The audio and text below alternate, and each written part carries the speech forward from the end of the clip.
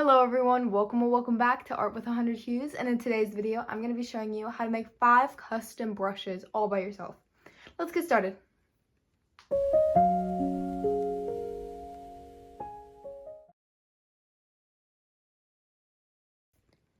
I'm going to start on a 4000 by 4000 pixel canvas, and the first brush we're going to be making is this outline brush. It's easier than you think, so let's do it. We're going to go on the brushes here and click the plus to make a new one. I like to slide the spacing all the way down. And on stabilization, we're gonna do these preference wise. So I'm gonna do about 35% for both of these. And then amount, I'm gonna do 35 as well. Taper, I'm gonna make them go as far as they can go. And then for size, I'm gonna do 25. We're not going to change anything for shape or grain or rendering or wet mix, color dynamics, all of that stuff. So we're just going to go down to the properties. Make sure that your maximum size is all the way like to the right. Sometimes it's not. I don't know. It's really weird, but just double check that and then we'll be fine. Now we have that. So now let's click done. Duplicate that brush, and then we're going to take the one that we made earlier, like this one right here, and slide that to the right. Now you should get an option called combine, and it basically merges them together. So now we're going to click on that to edit, and then we're going to click in the middle of these two brushes right here. So now we kind of get a menu. Click on where it says normal, or it should say normal, and we're gonna make it subtract. Right now you don't see a difference. You're gonna click on the one that's the brush that is underneath here. In properties, we're gonna change the maximum size to about right where we want it. I want to do about 50%, just like that. And there we go. Our outline brush.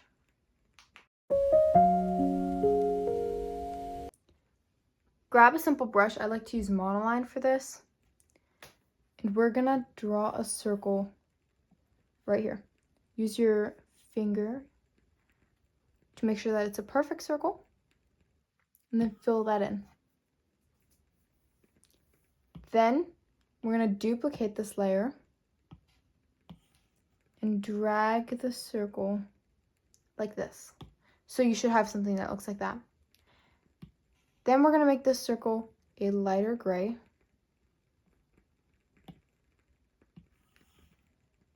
Just like that.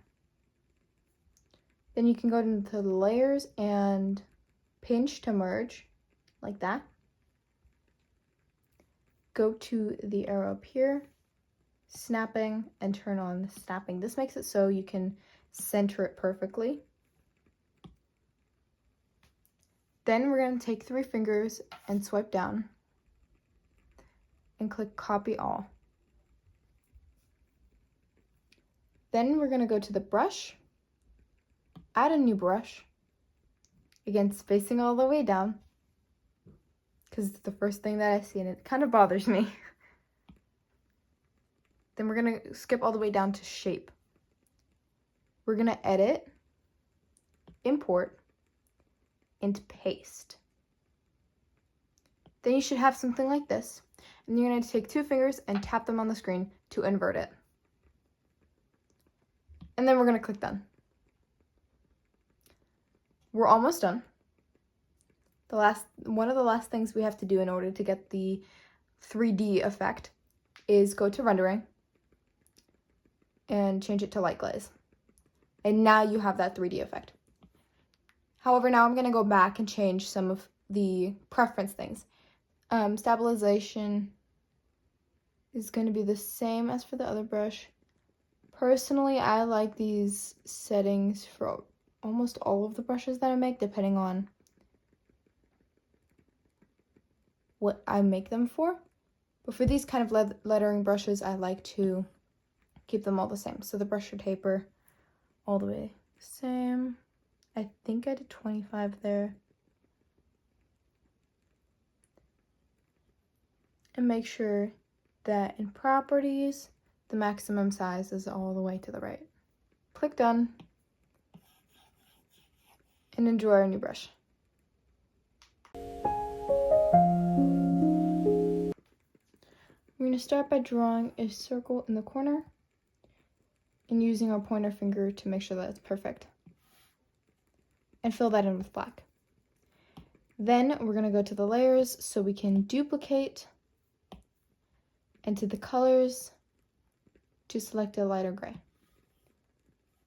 Then we're going to fill that circle in and move it.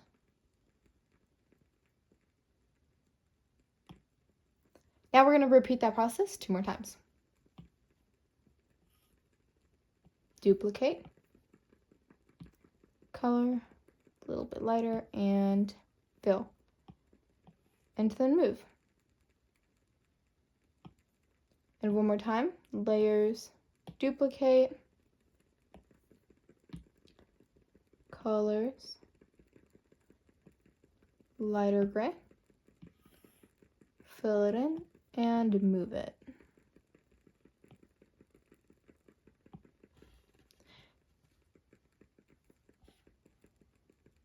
Then we're going to go to the layers and merge all of these layers together by pinching.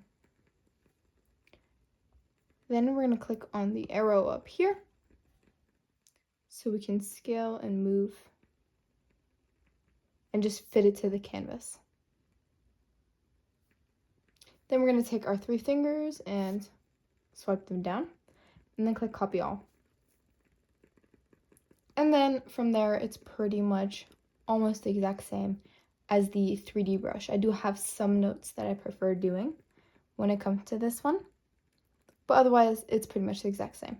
So we're going to go to the brushes, add another brush, spacing all the way down because it bothers me because it's right in front of me. Shape, edit, import, paste, 2 fingers, and tap. And then none. Then again, rendering and light glaze. Now, stabilization. I'm actually going to give this one a little bit less. I'm going to make 10% for all of them. For taper, I'm just going to leave it like this. This does not look good when it's tapered, if that makes sense. Make sure that the maximum size is all the way. And then we're done. And there we are. We have this brush. This can be used for shading and inking drawing styles, if that makes sense. If that's not your style, you can go ahead and skip to the next one. But if it is, I love this brush for shading and doing stuff like that. It is so easy, and you can make so many different varieties out of this, and it's so quick. We're going to go to the brush icon, and then click the plus to add a new brush. This time, however, we're not going to change the spacing. Actually, we're going to keep it the same way, because otherwise it would be crazy. This is about the settings that I'm going to keep it at for now, because, again, this one is different than all of the other ones that I've been showing you. As you can see, the maximum size in this one is only 100%, but that's fine with me, because we're going to make it smaller. We're actually going to make it to, I don't like that it's at 9%, 10%. And from then on, we can kind of edit it. I'm gonna go ahead and do 110% and then 35. And that's really all it is. It's actually so easy, and you can have so many different varieties of this brush really quickly too. As you can see, it's obviously not the exact same as I made the other one, but it still works, and I love these brushes so much because you can just stipple your way. It's saves so much time.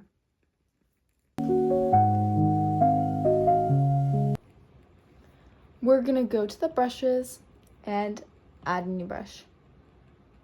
Spacing all the way down just like all the others, except for the last one. Stabilization. I'm gonna go amount 45%.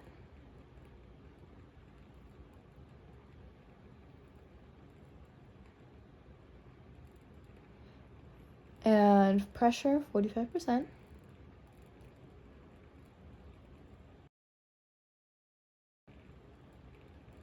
There we go. And down here 45% as well. Taper all the way. And we're gonna make this just all the way. Excuse me, there we go.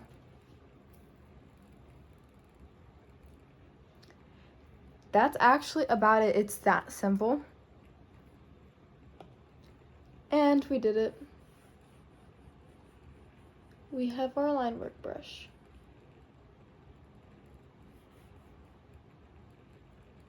That is an ugly R, but we're gonna ignore it because the line work brush worked amazing.